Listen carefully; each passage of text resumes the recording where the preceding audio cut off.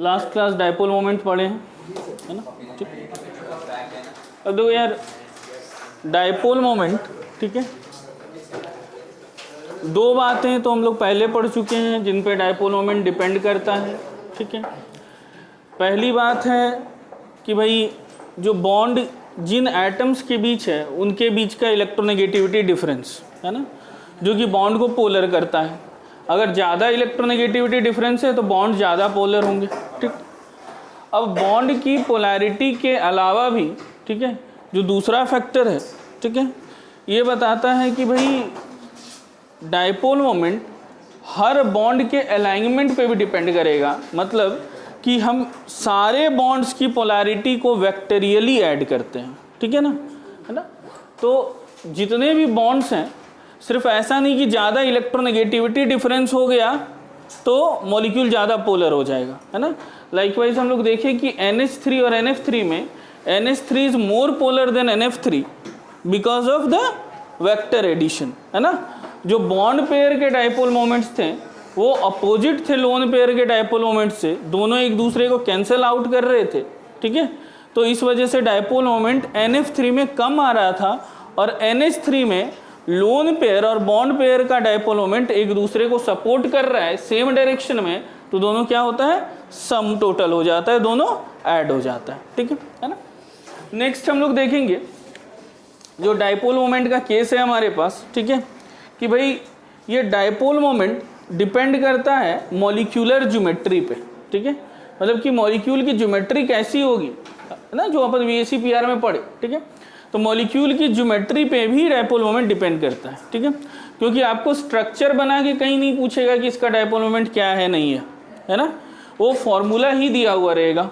ठीक है, और आपको फॉर्मूला देख कर फॉर्मूला टाइप से जज करना पड़ेगा कि भाई डायपोल मोमेंट इसमें क्या होगा नहीं होगा। ठीक है, तो आज हम लोग स्टार्ट करें, डायपोल मोमेंट का ही पार्ट है ना।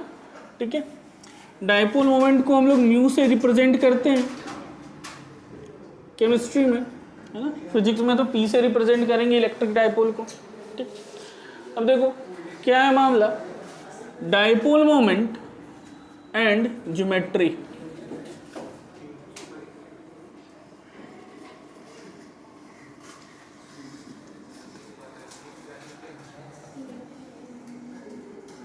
ठीक है ना।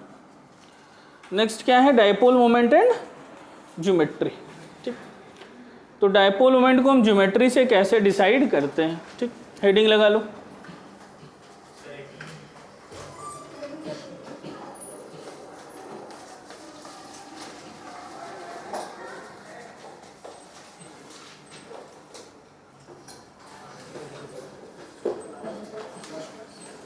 ठीक है, अब देखो यार, अगर मॉलिक्यूल, ठीक है, पहला टाइप हम देखते हैं।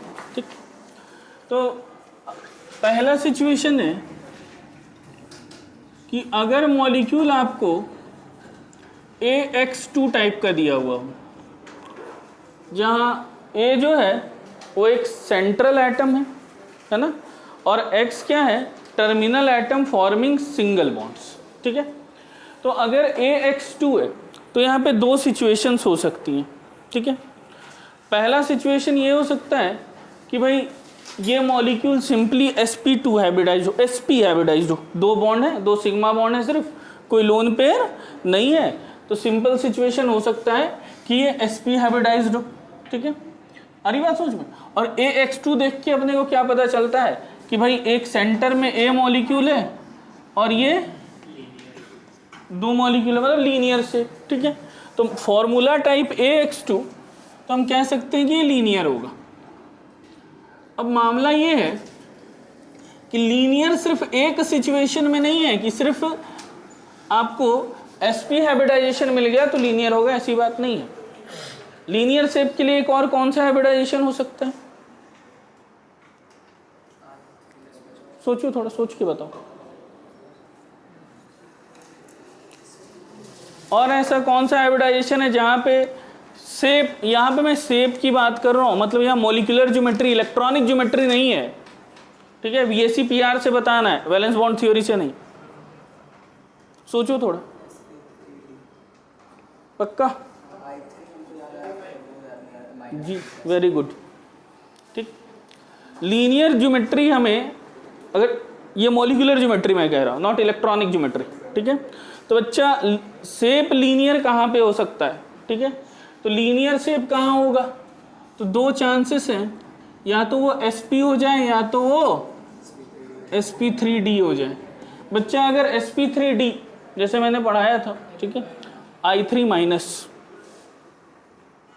ठीक है, sp3d में अगर तुम I3 माइनस को लोगे तो I3 माइनस में क्या सिचुएशन था, 3 लोन पेयर्स हो जाएंगे इस तरीके से, और एक आयोडीन इधर और एक आयोडीन इधर। तो ये शेप बेसिकली क्या है, ये भी तो लीनियर ही है, ठीक है। तो क्या है मामला कि लीनियर हमें कहाँ मिल सकता है, sp में और sp3d में, कोमा ही लगा देता हूँ, ठीक है। तो sp और sp3d में लीनियर मिल सकता है। और अगर लीनियर आपको मिल रहा है शेप, ठीक है, अरे बात सुन, या मॉलिक्यूलर ज्योमेट्री बोल लो, ठीक है। तो मामला क्या है कि भाई यहाँ पे इनके केस में जो डाइपोल मोमेंट है वो होगा 0, ठीक। तो पहली बात हम क्या कह रहे हैं कि भाई डाइपोल मोमेंट एंड ज्योमेट्री की बात हो रही है, तो अगर ज्योमेट्री लीनियर है, in this case the geometry is not electronic geometry, geometry is 100% molecular geometry, ठीक है, जो कि लोन पेयर को हटा के हम पता करते हैं, ठीक है। तो पहला चीज डाइपोल मोमेंट और ज्योमेट्री में अगर AX2 हुआ बेटा तो शेप लीनियर, ज्योमेट्री कैसी लीनियर, और लीनियर ज्योमेट्री में डाइपोल मोमेंट क्या लेना है, 0 लेना है, ठीक, क्लियर। कोई दिक्कत, नोट करते जाइए। दूसरे सिचुएशन में आते हैं, ठीक। दूसरा सिचुएशन है AX2 का, जहां पे dipole moment not equal to 0 होना है, ठीक है। मतलब एक तो situation dipole moment equal to 0 वाला है, एक सिचुएशन AX2 का ऐसा जहां पे dipole moment not equal to 0 हो जाए, ठीक है। मतलब फॉर्मूला टाइप AX2 ही मिले लेकिन dipole moment not equal to 0, ठीक है। कहाँ पे हो सकता है, तो ये मिलेगा आपको किस शेप के लिए, फॉर V शेप। किसके लिए मिल रहा है, V शेप के लिए। V शेप कहाँ हुआ था जी, किस हाइब्रिडाइजेशन में पॉसिबल था, एग्जाम्पल लिखा है ना, या तो sp2 हो जाए या तो sp3 हो जाए। तो हाइब्रिडाइजेशन क्या मिल जाएगा, sp2 या sp3, इन दोनों के केस में अपने को V शेप मिल सकता है, ठीक। तो एक हो गया AX2 का डायपोल मोमेंट इक्वल टू 0 और दूसरा dipole moment not equal to 0, ठीक है, क्लियर है ना। चलो नेक्स्ट देखते हैं थर्ड सिचुएशन। थर्ड सिचुएशन है AX3। अब देखो ऐसा करता हूं मैं, ये दोनों सिचुएशन को मैंने अलग करके बताया, अब मैं AX3 में दो सिचुएशंस ले आता हूं साथ साथ। एक AX3 का जहां डायपोल मोमेंट इक्वल टू 0 और दूसरा सिचुएशन जहां dipole moment not equal to 0, ठीक। तो AX3 में डायपोल मोमेंट इक्वल टू 0 कहाँ हो सकता है भाई, अगर AX3 है, ठीक है, तो sp2 हाइब्रिडाइज्ड ट्राइगोनल प्लानर, जो कल एग्जाम्पल दिए थे BF3 या BH3 का, ठीक है। तो अगर BF3 और BH3 वाला एग्जाम्पल होगा तो ये AX3 में, ठीक है, क्या है, एक A मॉलिक्यूल है, 3 मॉलिक्यूल ट्राइंगल के कॉर्नर पे, तीनों एक दूसरे को क्या कर रहा है, कैंसिल आउट कर रहा है, और डायपोल मोमेंट क्या हो जा रहा है, 0 हो जा रहा है। तो next situation is AX3 dipole moment equal to 0, ठीक है। यहाँ पे हाइब्रिडाइजेशन कौन सा मिलेगा, sp2, और शेप कौन सा, ट्राइगोनल प्लानर, ठीक है। तो dipole moment equal to 0, shape के लिए अपन लिख लेते हैं यहाँ पे, है ना, ट्राइगोनल प्लानर, ठीक है। क्या हो जाएगा जी, sp2। ट्राइगोनल प्लानर के केस में हाइब्रिडाइजेशन इज sp2, ठीक है।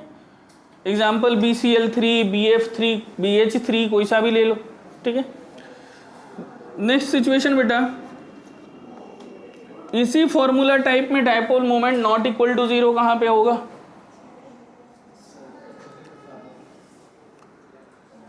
Same formula type.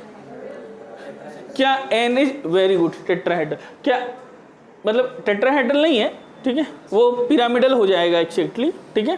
लेकिन मामला क्या है कि भाई हम देखें ना NH3 का केस, sp3 हाइब्रिडाइज्ड, ठीक है, तो एक N है A के जगह पे और X3 के जगह पे कौन है, हाइड्रोजन है, ठीक है, और मिला के ओवरऑल अपने पास क्या आ रहा है, dipole moment not equal to 0 आ रहा है। अमोनिया में dipole moment not equal to 0 था, ठीक है।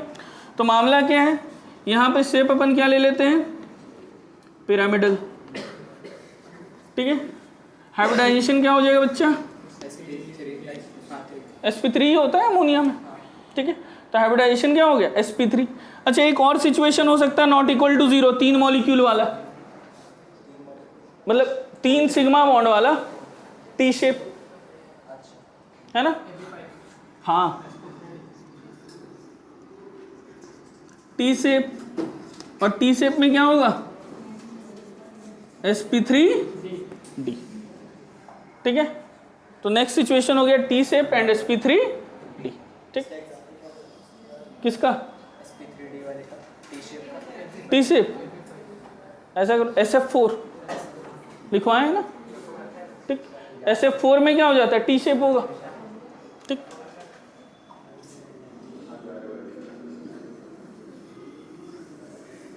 नोट करो जी जल्दी से।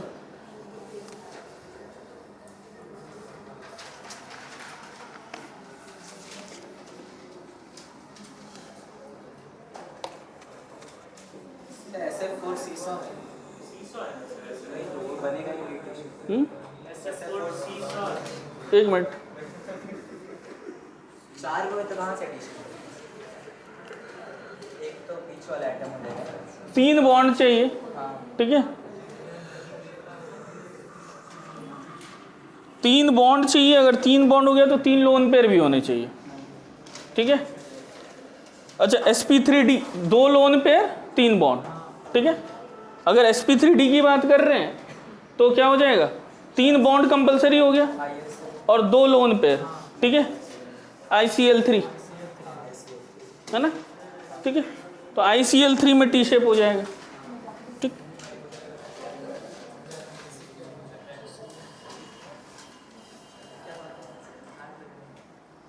ठीक है, लिख लिया है। अगला सिचुएशन,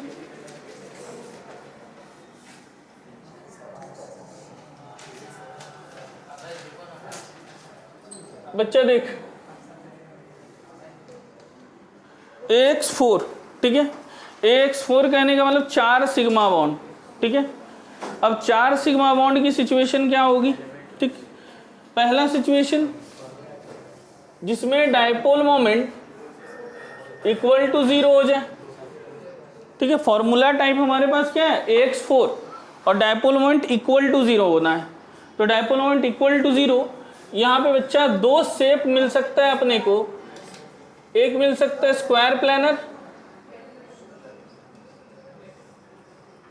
स्क्वायर प्लानर में भी एक स्क्वायर है, सारे बॉन्ड सेम है ना, तो सब कैंसिल आउट होगा। और एक दूसरी पॉसिबिलिटी क्या है, टेट्राहेड्रल में भी।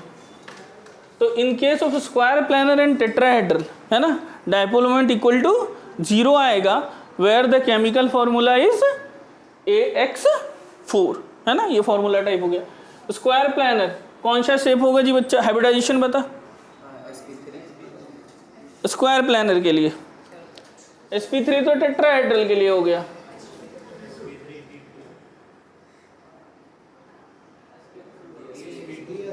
स्क्वायर प्लानर का DSP2 में, है ना।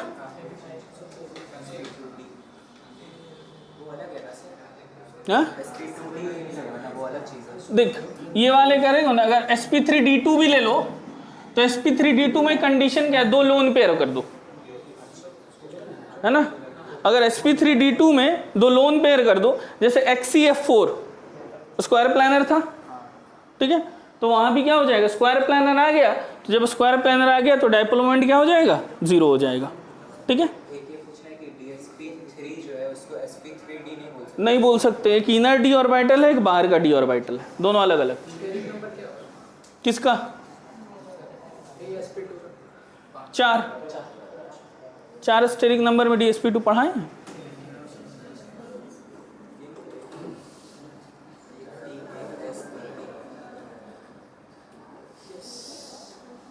ठीक है। नेक्स्ट सेम फॉर्मूला में AX4 में, ठीक है, अरे बात समझ में, dipole moment not equal to 0, क्या चांस है? हाँ, थोड़ा सा सोचो खुद से यार। हाँ, 4 बॉन्ड हो, है ना, 4 बॉन्ड और dipole moment not equal to 0 हो जाए।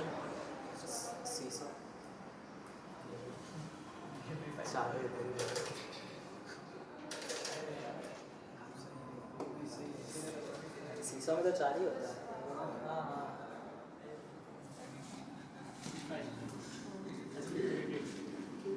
सीसा हाइब्रिडाइजेशन क्या हो जाएगा? 5 होता है। sp3d। ठीक, सीसा में क्या हो जाएगा, है ना, 2 नीचे हो जाते हैं, एक इधर हो जाता है, वो कैंसिल आउट थोड़ी होगा। 5वां AX5, ठीक, AX5 में क्या सिचुएशन हो सकता है? हाँ, AX5 में पहला डायपोल मोमेंट इक्वल टू 0 का बताओ। AX5 में जहां डायपोल मोमेंट इक्वल टू 0,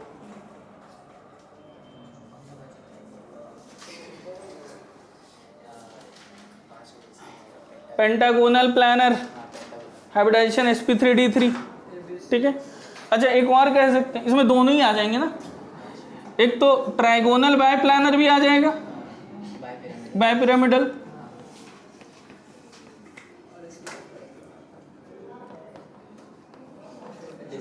और स्क्वायर लिखने का, सॉरी क्या लिख रहा हूं, पेंटागोनल प्लानर ना बेटा, 5 को है ना, तो 5 सिग्मा बॉन्ड में पेंटागोनल प्लानर बन जाए, एक ही प्लेन पे 5 बॉन्ड आ गए, सभी एक दूसरे को कैंसिल कर दिए। और ट्राइगोनल बाई पिरामिडल भी है, तो सब ऊपर वाला नीचे को कैंसिल करेगा, है ना, समझ रहे हो, और तीनों ट्राइंगल एक दूसरे को कैंसिल कर देंगे। ठीक, ट्राइगोनल बाई पिरामिडल हाइब्रिडाइजेशन क्या होता है जी?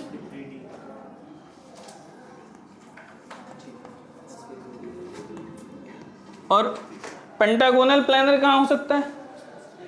sp3d3, है ना, है ना, sp3d3 में एक लोन पेयर ऊपर और एक लोन पेयर नीचे। ठीक,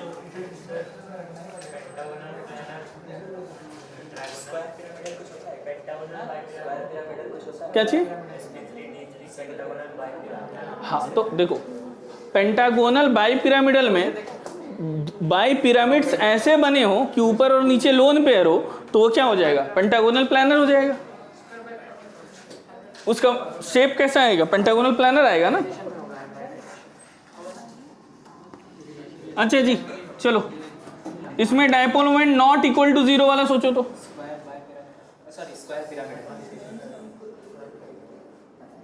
नॉट इक्वल टू 0 वाला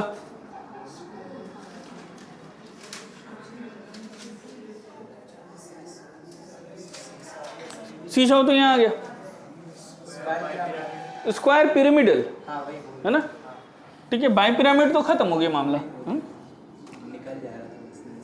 स्क्वायर पिरामिडल।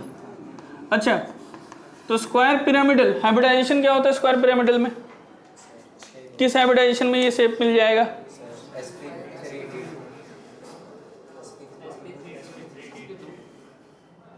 sp3, जिसमें एक लोन पेयर हो, है ना। अगर sp3d2 लोगे तो ऐसा sp3d2 लेना पड़ेगा जिसमें एक ही लोन पेयर हो, 2 लोन पेयर के चांसेस ना हो। ठीक है, नहीं तो फिर तो वो समझ में है, स्क्वायर बाय पिरामिडल हो जाएगा और स्क्वायर प्लानर देगा फाइनली, अगर 2 लोन पेयर हो गए तो। ठीक, नेक्स्ट AX7 अच्छा 6 भी है ना, 5 तक हुआ है।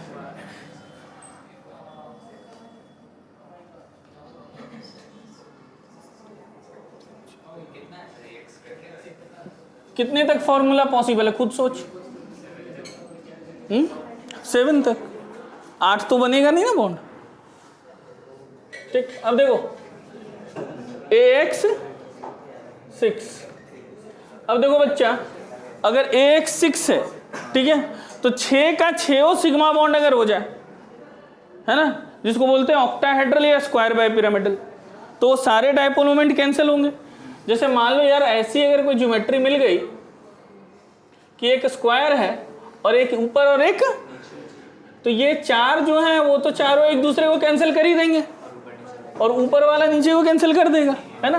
तो डायपोल मोमेंट 0 वाले सिचुएशन में AX4 में अगर देखोगे डायपोल मोमेंट 0, ठीक है, तो कौन सा शेप होगा,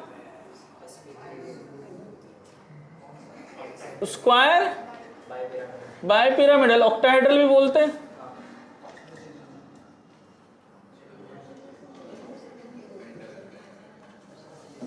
हाइब्रिडाइजेशन क्या होगा बच्चे इसके लिए, sp3d2। अच्छा AX6 में क्या ऐसा चांस है कि जहां dipole moment not equal to 0 हो जाए, सोचो थोड़ा सा, तुरंत नहीं मत बोल दो।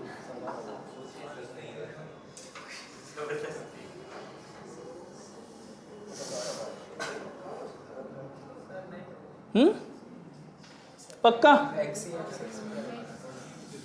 ऐसा करते हैं, इसका एक सिचुएशन देखते हैं sp3d3 वाला, जिसमें AX6 6 ही बॉन्ड होता है, समझना मेरी बात को, लेकिन एक लोन पेयर आ जाता है जिसको बोलते हैं डिस्टॉर्टेड ऑक्टाहेड्रल।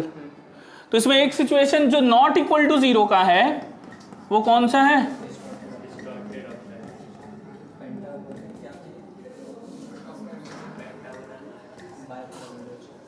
पेंटागोनल बाइपिरामिडल अलग है, डिस्टॉर्टेड ऑक्टाहेड्रल अलग है, दोनों अलग चीजें। डिस्टॉर्टेड ऑक्टाहेड्रल क्या है, ऑक्टाहेड्रल में एक लोन पेयर हो जाना, ठीक है, और पेंटागोनल बाइपिरामिडल क्या है, एक पेंटागोनल प्लेन है उसके ऊपर और नीचे, ठीक है। तो पेंटागोनल बाइपिरामिडल अलग बात है और डिस्टॉर्टेड ऑक्टाहेड्रा अलग बात है, ठीक।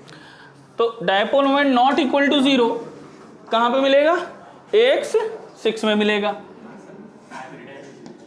हाइब्रिडाइजेशन sp3d3,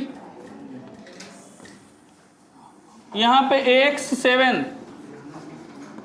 क्या सिचुएशन है जी, pentagonal bipyramidal, dipole moment equal to 0, pentagonal bipyramidal, ठीक है ना। और हाइब्रिडाइजेशन इसमें भी क्या मिलता है, sp3d3। Dipole moment not equal to 0 किसके लिए, AX7 के लिए, नॉट पॉसिबल ना, कैसे पॉसिबल होगा, है ना।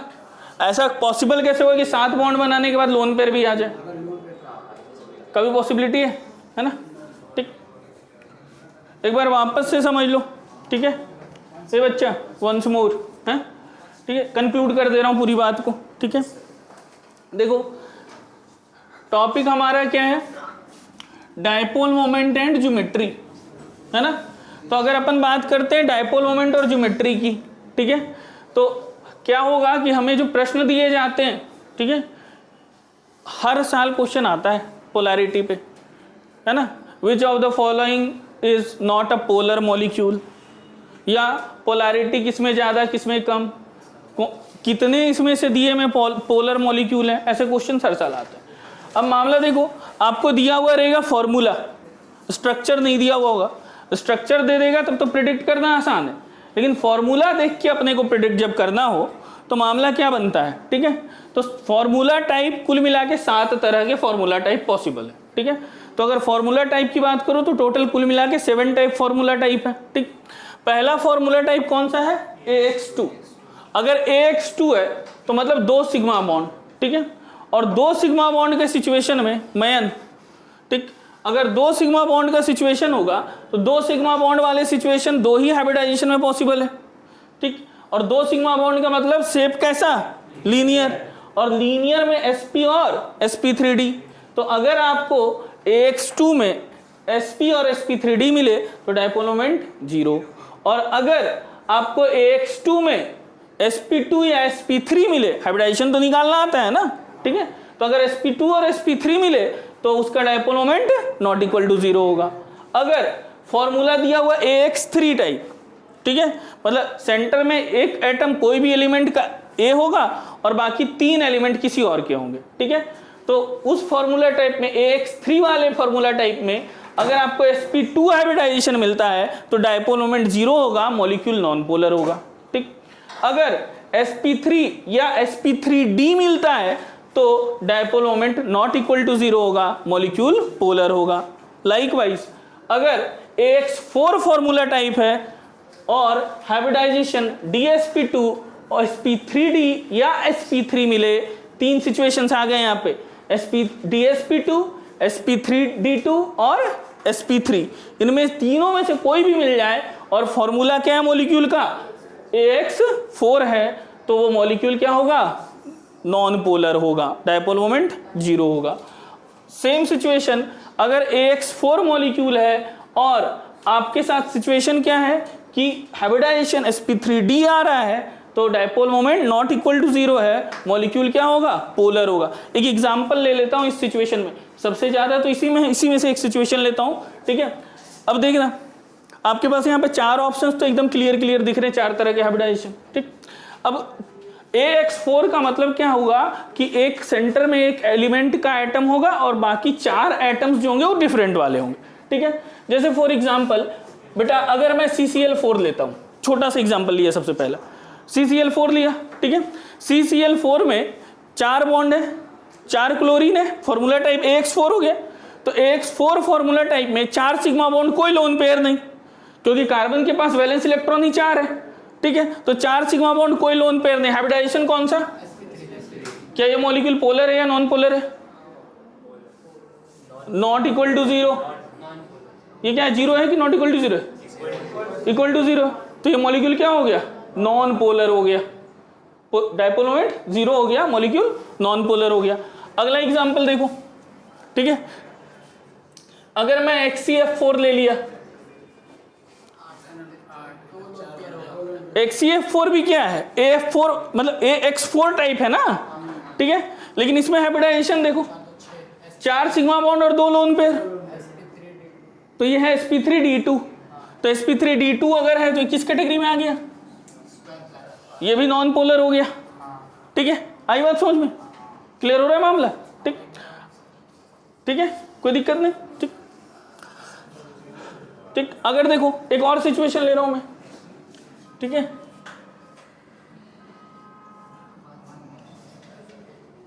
ऐसे ले लेता हूं, SF4 ले लेता हूं, चल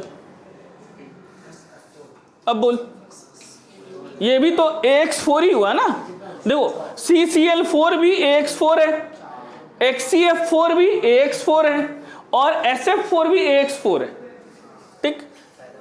अब इसका हाइब्रिडाइजेशन देखो, SF4 का 6 इलेक्ट्रॉन होते हैं ना सल्फर के पास, 6 में से बेटा सिग्मा बॉन्ड कितने का बना, 4 ने, 6 में से 4 ने सिग्मा बॉन्ड बनाए तो 2 इलेक्ट्रॉन बच गए, 1 लोन पेयर बच गया, तो 4 sigma bond 1 lone pair, steric number 5, hybridisation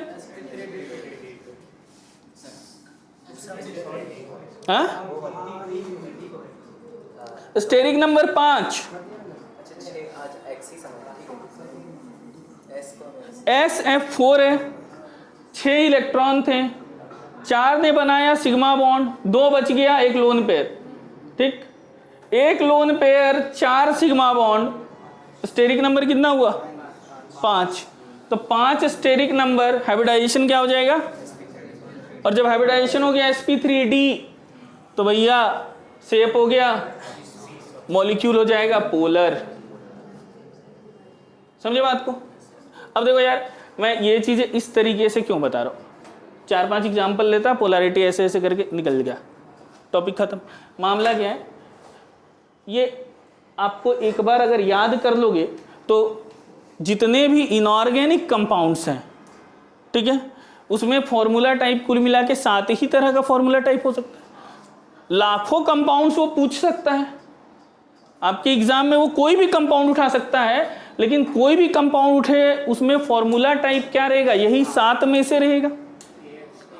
हाँ, कैसे हो सकता है सिंगल बॉन्ड पे?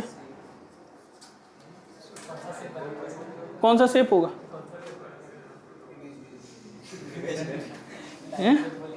ठीक है, तो कुल मिला के 7 ही तरह के फॉर्मूला टाइप हो सकते हैं। और जब आपको ये पूरी बात अगर याद है दिमाग में, तो इसका मतलब है कि डायपोल मोमेंट और पोलैरिटी का आप सारे क्वेश्चन, कोई भी कहीं से भी कुछ क्वेश्चन आए, वो क्वेश्चन आप बना लोगे।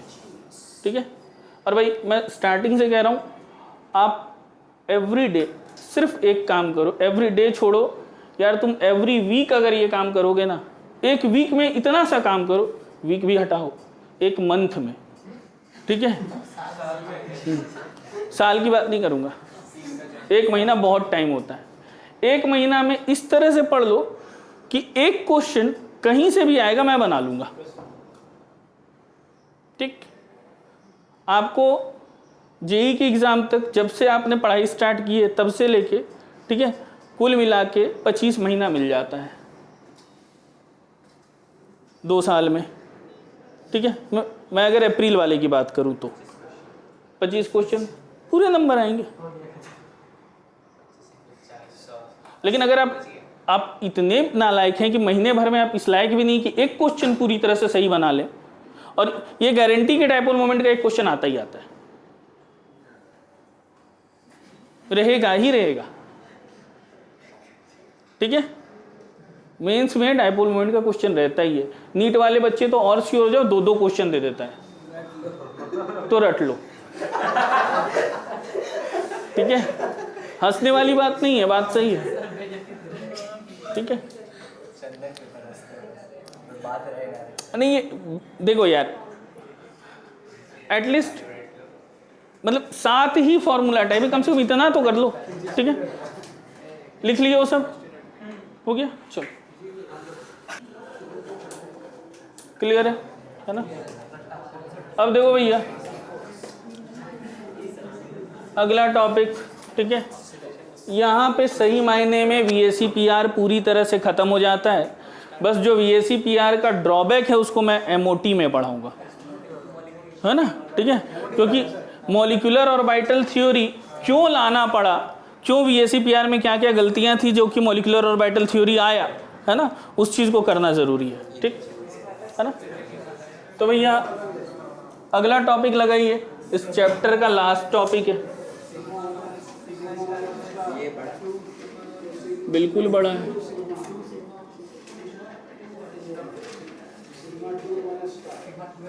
अब देखो बेटा, बहुत इंपॉर्टेंट टॉपिक है। ठीक, अब मामला क्या है कि मॉलिक्यूलर ऑर्बिटल थ्योरी VACPR के गलत होने की वजह से लानी पड़ी। ठीक है ना। तो मॉलिक्यूलर ऑर्बिटल थ्योरी, देखो गलत कुछ नहीं होता है, हर एक चीज़ का एक लिमिटेशंस होता है। अरे बात समझ में, कि वो वहीं तक बात कर सकता है, वहीं तक चीज़ों को बतला सकता है। ठीक है ना। तो मॉलिक्यूलर ऑर्बिटल थ्योरी आया क्यों, ठीक है, और बहुत डिटेल में हम लोग इस टॉपिक को पढ़ेंगे। ठीक है, ये सिर्फ और सिर्फ ऑर्बिटल कन्फिगरेशन तक नहीं है, बहुत सारी चीज़ें हैं। सबसे बड़ी बात तो ये है कि ऑर्बिटल कन्फिगरेशन है क्यों, अरे बात समझ में, आप अगर लिख रहे हो तो क्यों है ना। ठीक है, और जैसे हमने देखा था कि भाई लुईस की जो थियोरी थी, ठीक है, तो लुईस का थ्योरी सिंपली कह रहा था कि इलेक्ट्रॉन पार्टिकल इलेक्ट्रॉन को शेयर करने से बॉन्ड बनता है। ठीक है, अरे बात समझ में, है ना। दूसरा VBT क्या बोला कि जो इलेक्ट्रॉनिक ऑर्बिटल्स हैं, जो इलेक्ट्रॉन क्लाउड्स हैं, वो ओवरलैप करके हाइब्रिड ऑर्बिटल बनाते हैं। VACPR ऐसी ओवरलैपिंग की बातें नहीं बोला, वो पहले से मान लिया कि बॉन्ड पेयर होते हैं, लोन पेयर होते हैं, और उनके बीच एक रिपल्शन होता है जिसकी वजह से, जिसको लेकर हम मॉलिक्यूलर स्ट्रक्चर प्रेडिक्ट कर सकते हैं।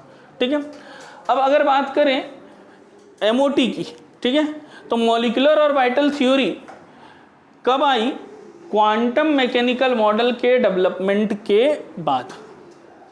तो मतलब क्या है कि भैया जो मॉलिक्यूलर ऑर्बिटल थ्योरी डेवलप हुआ उस वक्त ये बात पता था कि इलेक्ट्रॉन वेव है, श्रोडिंगर का इक्वेशन आ चुका था, इलेक्ट्रॉन वेव है। तो यहाँ पे हम बात करेंगे इलेक्ट्रॉन के क्लाउड के ओवरलैपिंग की नहीं, यहाँ पे हम इलेक्ट्रॉन को वेव मान के, ठीक है, फिर वहाँ पे बॉन्डिंग की बात करते हैं। आई बात समझ में? ठीक है, तो यहाँ इलेक्ट्रॉन वेव की तरह आपस में इंटरफेयर करता है।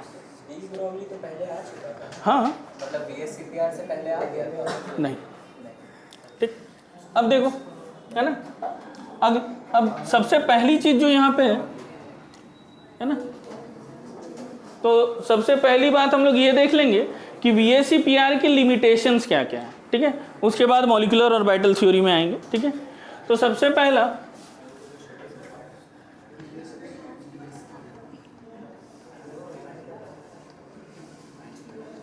limitations of VSCPR theory।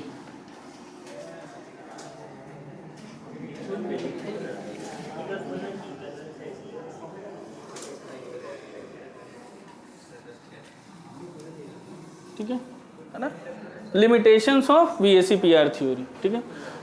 और यार घर जाके कम से कम ये जो हम लोगों ने फॉर्मूला टाइप और डायपोल मोमेंट पढ़ा है उसको एक बार रिवाइज जरूर करना, ठीक है।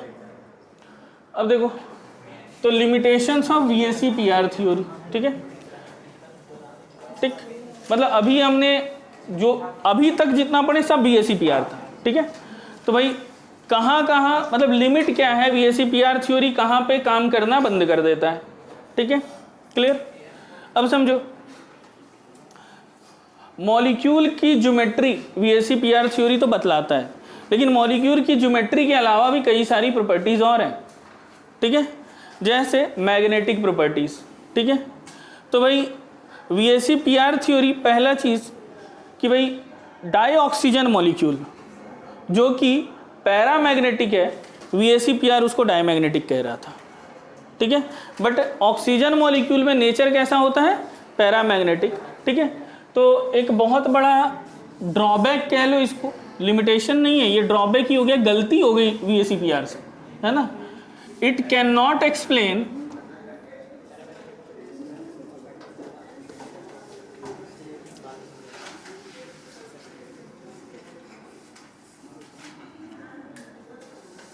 द पैरामैग्नेटिक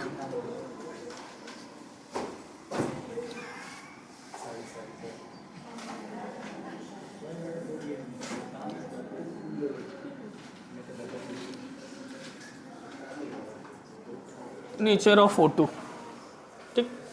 ये डाई ऑक्सीजन का पैरामैग्नेटिक नेचर नहीं बतला पाया, ठीक है, बताएंगे आगे, ठीक। दूसरी बात, हमने लुईस थियरी में पढ़ा था कि ऑड इलेक्ट्रॉन स्पीसीज होता है ना जी, याद है ना। तो हम लोग क्या पढ़े थे कि ऑड इलेक्ट्रॉन स्पीसीज होते हैं। तो भाई सर VSCPR में जब हम इतने मॉलिक्यूल का स्ट्रक्चर बनाए, शेप बनाए, तो हमने अभी तक किसी odd molecule, odd electron molecule का कोई शेप और स्ट्रक्चर नहीं बनाया। तो एक ये भी अच्छा खासा लिमिटेशन है, ठीक है। It can not explain the shape and geometry of, है ना, या bonding of odd electron species, ठीक है। तो भाई ये भी एक अच्छा खासा लिमिटेशन हो गया है ना। It can not explain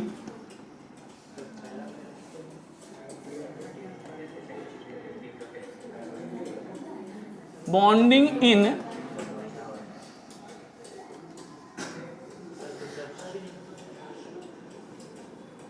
odd electron species. अब देखो यार, तो बार बार पूछ रहा है पैरामैग्नेटिक क्या है, समझो ये मटेरियल्स का, मैटर का मैग्नेटिक प्रॉपर्टीज होता है, ठीक है ना। मटेरियल में 5 तरह का मैग्नेटिज्म पॉसिबल है किसी भी सॉलिड में, ठीक है, हरी बात समझ में। पहला है paramagnetic, diamagnetic, ferromagnetic, antiferromagnetic and ferrimagnetism. तो ये 5 तरह के मैग्नेटिज्म मटेरियल में पॉसिबल हैं, ठीक।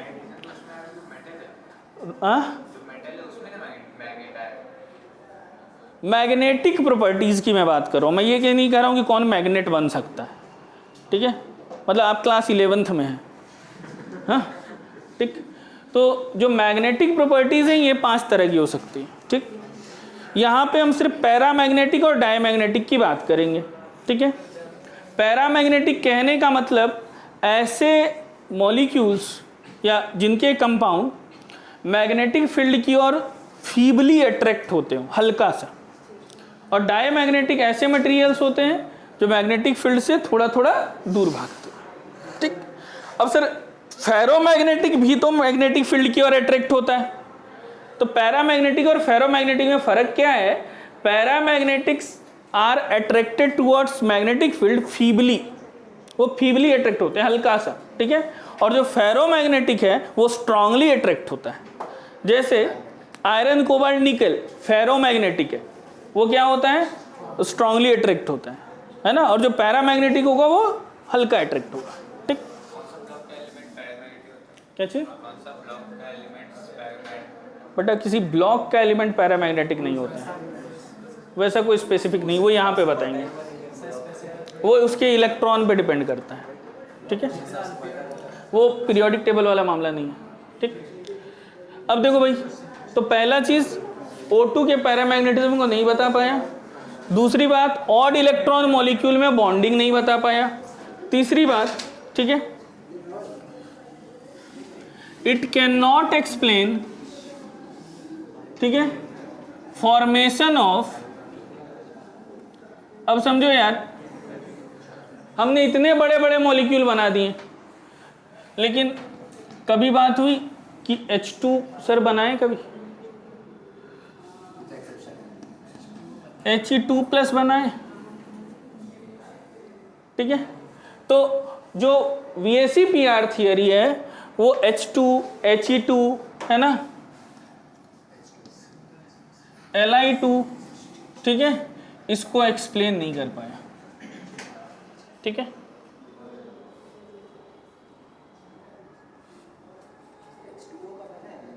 ठीक, कहाँ बना? वाटर का बनाए हैं, sp3 हाइब्रिडाइजेशन है, ठीक है। इसको पॉइंट्स में ही लिख देता हूँ, है ना, ठीक। नेक्स्ट अब देखो, ये तो हो गया VSEPR की गलतियाँ, ठीक है। अब जो एक बड़ा कॉमन बात है, ठीक है, जो कॉमनली पूछा जाता है हर बार, ठीक है, तो Lewis theory simply outer shell में 8 इलेक्ट्रॉन ऑक्टेट या डुप्लेट भरने से सेटिस्फाई होने की बात को लेके बैठा हुआ है कि भैया आउटर सेल में डुप्लेट होगा या ऑक्टेट होगा तो वो जो एटम होगा वो स्टेबल होता है ना, ऑक्टेट और डुप्लेट कंप्लीट करके। तो ये लुईस थियरी का कंसेप्ट है, ठीक। अब मामला ये है कि भाई वैलेंस बॉन्ड थ्योरी, ठीक है, मैंने पढ़ाया VBT को पहले और VSEPR को बाद में, ठीक है, लेकिन क्रोनोलॉजिकली VSEPR पहले आया है और VBT बाद में, ठीक है, टाइमलाइन के हिसाब से, ठीक है। लेकिन जब हम VSEPR को समझते हैं, जब हम मॉलिक्यूल के शेप और ज्योमेट्री को बना रहे होंगे तो हमारे लिए हाइब्रिडाइजेशन को समझना जरूरी पड़ जाता है, इसलिए VBT को पहले बताया, ठीक है। अब समझो बात को कि भाई ये दोनों ही कॉन्सेप्ट, वैलेंस बॉन्ड थ्योरी और मॉलिक्यूलर ऑर्बिटल थ्योरी, दोनों ही इलेक्ट्रॉन के वेव नेचर पे बेस्ड है, ठीक है। अरे बात समझ में, तो ये बड़ा कॉन्ट्राडिक्टरी वर्ड रहता है, ठीक है। ऐसा जिस तरीके से चीज़ें पढ़ाई जाती हैं, बहुत डिटेल में भी पढ़ने के बाद बच्चों को ये कन्फ्यूजन रहता है कि सिर्फ MOT वेव नेचर पे बेस्ड है, ठीक है। VSEPR तो नहीं है, तो VBT भी नहीं होगा, ठीक है। लेकिन VBT बाद में आया है भाई, VSEPR पहले आया है, ठीक है। तो VBT और मॉलिक्यूलर ऑर्बिटल थ्योरी दोनों ही इलेक्ट्रॉन के वेव नेचर पे बेस्ड कॉन्सेप्ट है, ठीक है। तो अगला point, both valence bond theory and molecular orbital theory are based on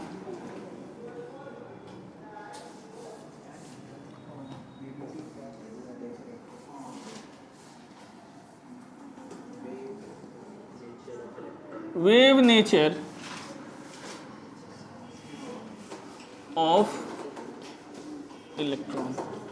तो चाहे वो वैलेंस बॉन्ड थ्योरी हो या फिर मॉलिक्यूलर ऑर्बिटल थ्योरी हो, दोनों ही है ना किस पे बेस्ड होंगी, वेव नेचर पे बेस्ड है। ठीक,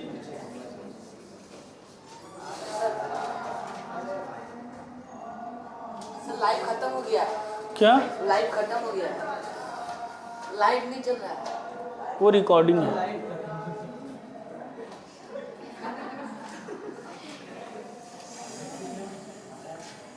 ठीक, क्लियर। अब देखो भाई, एक लास्ट पॉइंट बताऊंगा आज के लिए। ठीक, जो मेजर डिफरेंस है वीबीटी और एमओटी के बीच में। शुरू में हमने क्या किया, वीएससी पीआर के कुछ लिमिटेशंस बताए, फिर बताया कि वीबीटी और एमओटी दोनों किस पे बेस्ड है, वेव नेचर पे। तो मतलब यहाँ पे हम कंपेयर किसको कर रहे हैं, वैलेंस बॉन्ड थ्योरी और मॉलिक्यूलर ऑर्बिटल थ्योरी को, और ऊपर में ड्रॉबैक मैंने बताया वीएससी पीआर का। समझ में आई बात। अब देखो एक सबसे बड़ी बात कि भाई वैलेंस बॉन्ड थ्योरी क्या कहता था कि कई सारे एटॉमिक ऑर्बिटल्स, जैसे मैं दो ही मान लेता हूँ, ठीक है, तो दो एटॉमिक ऑर्बिटल, एक एस और दूसरा पी, दो एटॉमिक ऑर्बिटल्स ओवरलैप करते हैं और एक हाइब्रिड ऑर्बिटल बनाते हैं एसपी। लेकिन मॉलिक्यूलर ऑर्बिटल थ्योरी कहती है कि दो एटॉमिक ऑर्बिटल ओवरलैप करके दो मॉलिक्यूलर ऑर्बिटल बनाएगा।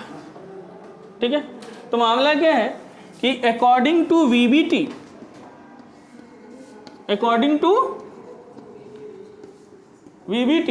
ठीक है, समझ रहे हो बात को, two molecular orbitals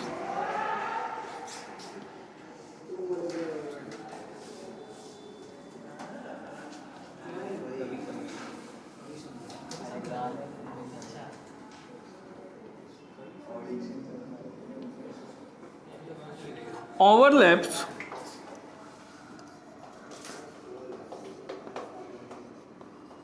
to form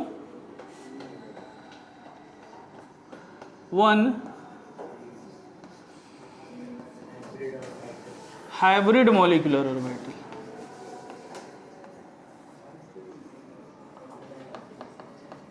मतलब क्या है बच्चा,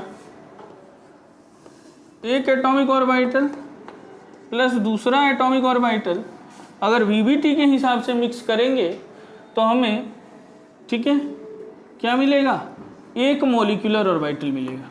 ठीक, लेकिन एमओटी क्या कहती है कि दो एटॉमिक ऑर्बिटल्स के मिलने पर दो मॉलिक्यूलर ऑर्बिटल्स मिलते हैं। ठीक है,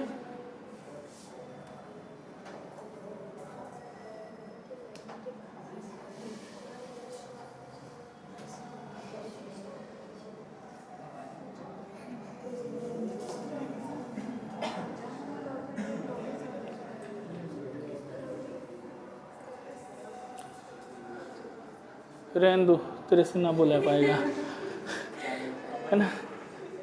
according to molecular orbital theory, है ना, according to molecular orbital theory, two atomic orbitals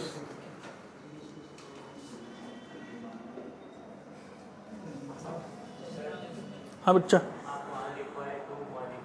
O sorry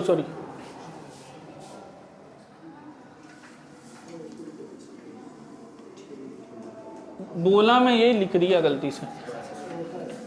according to MOT, two atomic orbitals combines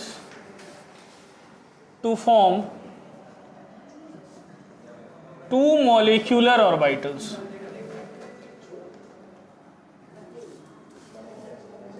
अब देखो यार बात क्या है कि भाई वीबीटी क्या कहता है कि दो एटॉमिक ऑर्बिटल के मिलने से एक मॉलिक्यूलर ऑर्बिटल मिलेगा, और मॉलिक्यूलर ऑर्बिटल थ्योरी क्या कहती है कि अगर दो एटॉमिक ऑर्बिटल मिल रहे हैं तो मॉलिक्यूलर ऑर्बिटल भी कितने मिलेंगे, दो मिलेंगे। ठीक है, तो according to VBT two atomic orbitals combine to form one hybrid molecular orbital. जैसे एक एस ऑर्बिटल एक पी ऑर्बिटल है ना, एक एस ऑर्बिटल और एक पी ऑर्बिटल ओवरलैप करेगा तो एक एसपी हाइब्रिड मिलता है। वीबीटी के हिसाब से, ठीक है। लेकिन मॉलिक्यूलर ऑर्बिटल की थ्योरी क्या कहती है कि भाई अगर एक एटॉमिक ऑर्बिटल है और एक दूसरा एटॉमिक ऑर्बिटल है, दोनों कंबाइन करेंगे तो 2 मॉलिक्यूलर ऑर्बिटल मिलेगा। समझ में आ रही बात? जिसकी एनर्जी कम होगी वो कहलाएगा बॉन्डिंग मॉलिक्यूलर ऑर्बिटल, और जिसकी एनर्जी ज़्यादा होगी वो कहलाएगा एंटी बॉन्डिंग मॉलिक्यूलर ऑर्बिटल। तो मॉलिक्यूलर ऑर्बिटल थ्योरी में मामला क्या है कि 2 atomic orbitals overlap to form 2 molecular orbitals, और वीवीटी में क्या था, 2 एटॉमिक ऑर्बिटल ओवरलैप करके एक ही मॉलिक्यूलर ऑर्बिटल बना रहे हैं। ठीक, बाय बाय।